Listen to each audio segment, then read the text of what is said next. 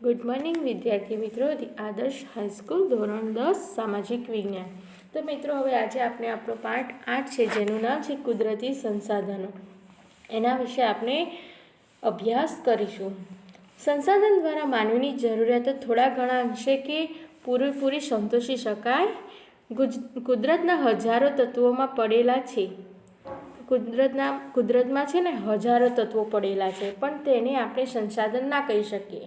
આ તત્વો ત્યારે જ સંસાધન કહેવાય કે જ્યારે માનવી તેના વિશિષ્ટ જ્ઞાન અને કૌશલ્ય દ્વારા તેનો ઉપયોગ કરી શકે. અન્ય રીતે કહીએ તો જે વસ્તુ પર માનવી આશ્રિત કે નિર્ભર હોય, જેનાથી મનુષ્યની જરૂરિયાતો પૂરી થાય અને માનવી પાસે તેનો ઉપભોગ કરવાની શારીરિક કે બૌદ્ધિક ક્ષમતા હોય,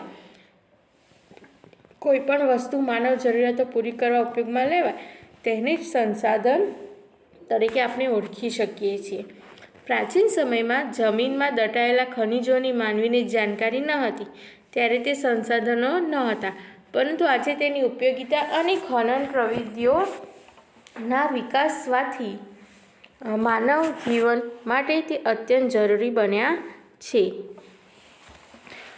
કુદરતી સંસાધનમાં ઉપયોગિતા અને કાર્ય કરવાની યોગ્યતા બંને ગુણધર્મો હોવા જરૂરી છે. કુદરત, માનવ અને સંસ્કૃતિ ત્રણેયની પરસ્પર પ્રક્રિયા દ્વારા જ સંસાધન બને છે.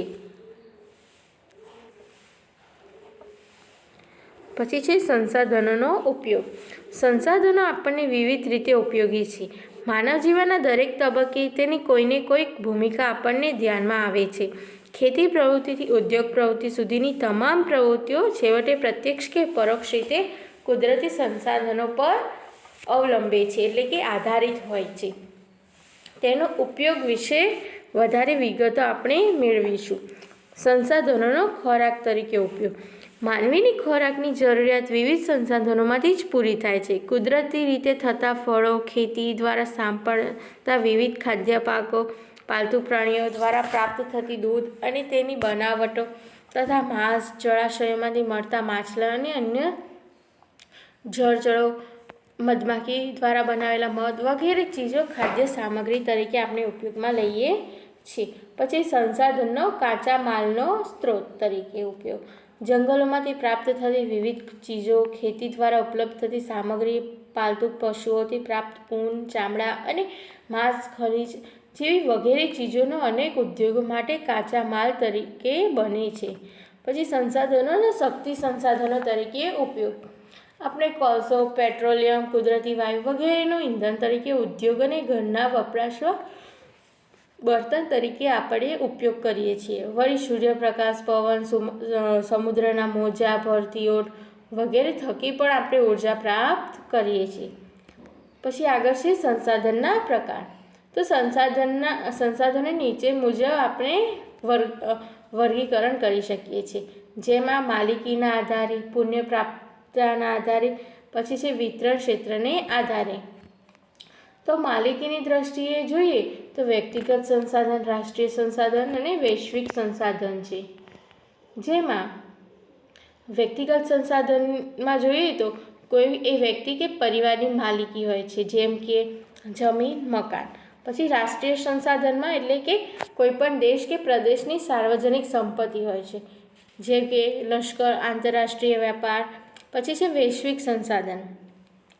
સમગ્ર દુનિયાની ભૌતિક અને અભૌતિક એવી તમામ સંપત્તિ જેનો ઉપયોગ માનવ કલ્યાણમાં થતો હોય છે, જેમ કે વિશ્વના બધા રાષ્ટ્રોની સહિયારી માલિકીના સંસાધનો. પછી છે સંસાધનના વિતરણના આધારે પણ પ્રકાર પાડવામાં આવે છે, જેમાં સર્વસુલભ સંસાધન, સામાન્ય સુલભ સંસાધન, વિરલ સંસાધન અને એકલ સંસાધન. જેમાં સર્વસુલભ સંસાધનમાં વાતાવરણમાં રહેલા ઉપયોગી વાયુ જેવા કે ઓક્સિજન, નાઇટ્રોજન.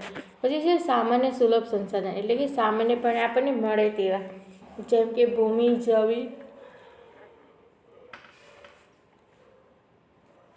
જમીન, જળ અને ગોચર.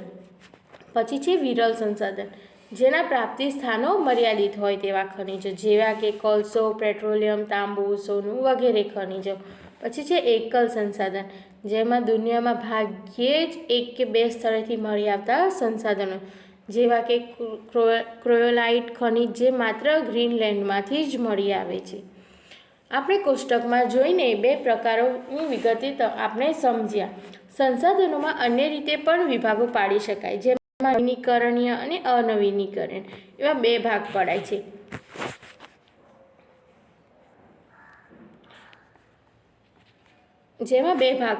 કેટલાક સંસાધનો પોતાની મેળે જ ચોક્કસ સમયમાં વપરાશિત હિસ્સાની પૂર્તિ કરે છે અથવા તે અખૂટ હોય છે. જંગલો, સૂર્યપ્રકાશ, પશુ પક્ષી વગેરે આ વર્ગમાં આવે છે. તેને નવીનીકરણ સંસાધનો કહેવાય છે. જ્યારે અનવીનીકરણ સંસાધનો કે જે સંસાધનો એકવાર વપરાયા પછી પુનઃ ઉપયોગમાં લઈ શકાતા નથી અથવા તેને ફરી બનાવી શકાતા નથી કે નજીકના ભવિષ્યમાં તેનું પુનઃનિર્માણ અશક્ય છે.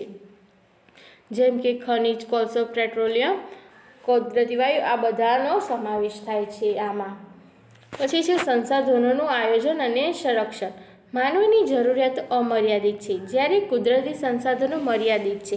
છેલ્લા 100 વર્ષોમાં માનવી વૈજ્ઞાનિક તકનીકી ક્ષેત્રે થયેલા અસાધારણ વિકાસથી અને ભયંકર વસ્તી વિસ્ફોટથી સંસાધનોનો વપરાશ ખૂબ જ વધી ગયો. આ પરિસ્થિતિ વિશે ગંભીરતા નહીં વિચારી તો ભવિષ્યમાં તેના આપણને માઠા ખરાબ પરિણામો ભોગવવા પડે. એટલે કે તો ભવિષ્યની પેઢી માટે આ સંસાધનોનું સંરક્ષણ કરવું એ આપણા સૌની ફરજ છે. સંસાધનોનું સંરક્ષણ કરવું એટલે સંસાધનોના વિવેકપૂર્ણ ઉપયોગ કરો. સંરક્ષણ શબ્દનો સીધો સંબંધ સંસાધનોની અછત સાથે જોડાયેલો છે. એટલે કે વર્તમાનમાં જે રીતે આપણે તેનો વપરાશ કરીએ છીએ તે પ્રકારે સંસાધનોનો આડેધડ વપરાશ અને અવિવેકભર્યો વપરાશ જો ચાલુ રહેશે તો વિકાસ અને વર્તમાન જીવન સ્તર જાળવી રાખવું લગભગ આપણને સ્વપ્નવત થઈ જશે. એટલે કે જોઈ પણ ના શકીએ. તે માટે તેનો વિવેકપૂર્ણ ઉપયોગ, તેનું સંરક્ષણ અને પુનઃ ઉપયોગ જરૂરી છે. જ્યારે કોઈ વૃક્ષ કે જીવનના અસ્તિત્વ પર સંકટ હોય ત્યારે તે માટે ગોઠવેલા વ્યવસ્થાપનને તેનું સંરક્ષણ કહે છે. સંસાધનના આયોજન અને સંરક્ષણ માટેની જરૂરી બાબતોની આપણે વિગતે જેમ સૌથી પહેલાં કોઈ એક દેશ કે પ્રદેશને એક એકમ તરીકે ગણીએ તો તેના ઉપયોગમાં લેવાયેલા સંસાધનોની ઉપલબ્ધિ અને વિશેષતાઓ બાબતે જાણકારી મેળવવી.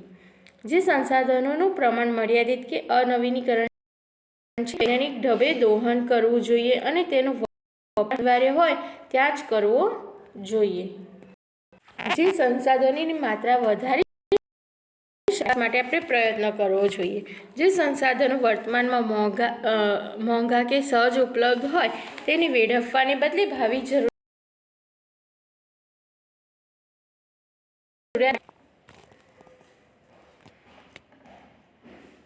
જે મર્યાદિતમાં ઉપલબ્ધ છે તેવા સંસાધનોને જાળવી રાખવા તકનીકી વિકાસ દ્વારા તેનો વૈકલ્પિક સ્ત્રોતની શોધ લાંબા ગાળે વધારે ફાયદાકારક છે.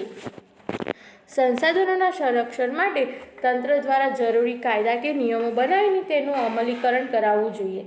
નાગરિકોને સંસાધનના વિવેકપૂર્ણ ઉપયોગ માટે જોડાયેલી તમામ બાબત અંગે વાકેફ કરી જનજાગૃતિ કેળવવી જોઈએ. પછી છે જમીન નિર્માણ. સામાન્ય રીતે ભૂસપાટીનું ઉપલું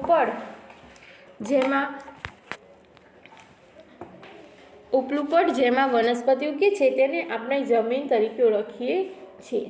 જમીન પૃથ્વીના પોપડા પરના અનેકવિધ કણોથી બનેલું એક પાતળું પડ છે, જેમાં ખનિજો, ભેજ, હ્યુમસ, સેન્દ્રિય તત્વો અને તથા હવા વગેરે મળેલા હોય છે. માટીની નીચે તેના મૂળ ખડક સ્તરો આવેલા હોય છે, જેમાં જમીનનું નિર્માણ મૂળ ખડકોના ખવાણ અને ધોવાણથી મળતા પદાર્થોથી થાય છે, જેમાં જૈવિક અવશેષ, ભેજ અને હવા ભરેલ હોય છે. જમીન ખનિજો અને જૈવિક તત્વોનું કુદરતી મિશ્રણ છે. એટલે કે તેમાં વનસ્પતિના વૃદ્ધિ અને વિકાસ કરવાની ક્ષમતા છે. પછી છે જમીન. પૃથ્વીના પોપડાની સૌથી ઉપરની સપાટી કે પડ જેને આપણે જમીન કહીએ છીએ તેમાં વનસ્પતિના વૃદ્ધિ અને વિકાસ માટે જરૂરી એવા ખનિજ દ્રવ્યો અને જૈવિક દ્રવ્યો આવેલા હોય છે. જો કે તેનું પ્રમાણ બધી જમીનમાં એક સરખું હોતું નથી. આમ જમીન એટલે સેન્દ્રિય પદાર્થયુક્ત ઝીણા કણોવાળો પોચો ખડક પદાર્થ, અર્થાત ભૂપૃષ્ઠ પરના માતૃ ખડક અને વનસ્પતિ દ્રવ્યોના મિશ્રણથી બનતા અસંગઠિત પદાર્થોનું પડ કે સપાટી. મૂળ ખડકોને ઘસારણ અને ધોવાણના પરિબળો તોડી તેનો બારીક ભૂક્કો બનાવી અને આ ભૂક્કા કે ચૂર્ણમાં વનસ્પતિ તથા જીવજંતુઓના વિઘટન કે સડવાથી બનેલ સેન્દ્રિય તત્વ તેમાં ઉમેરાય છે. આ સેન્દ્રિય તત્વો વનસ્પતિના વિકાસમાં મહત્વની ભૂમિકા ભજવે છે. જમીન નિર્માણમાં સમયગાળામાં સંદર્ભ જે તે આબોહવાની અસર એટલી મહત્વપૂર્ણ અને વ્યાપક હોય છે કે તે આબોહવાવાળા પ્રદેશોમાં વિવિધ પ્રકારના ખડકોમાંથી બનતી જમીન લાંબા સમયગાળે એક જ પ્રકારની હોય છે. એટલે કે એક જ પ્રકારના માતૃ ખડકોમાંથી ભિન્ન ભિન્ન આબોહવાથી બનનારા જમીન અલગ અલગ પ્રકારની હોય છે. જેમાં જમીનના પ્રકાર, તેના રંગ, આબોહવા, માતૃ ખડકો, કણ રચના જેવી બાબતોને ધ્યાનમાં રાખવી પડે છે. આગળ છે જમીનના પ્રકાર. તો મિત્રો, હવે આપણે આગલા વિડીયોમાં જમીનના પ્રકારો વિશે સમજૂતી મેળવીશું.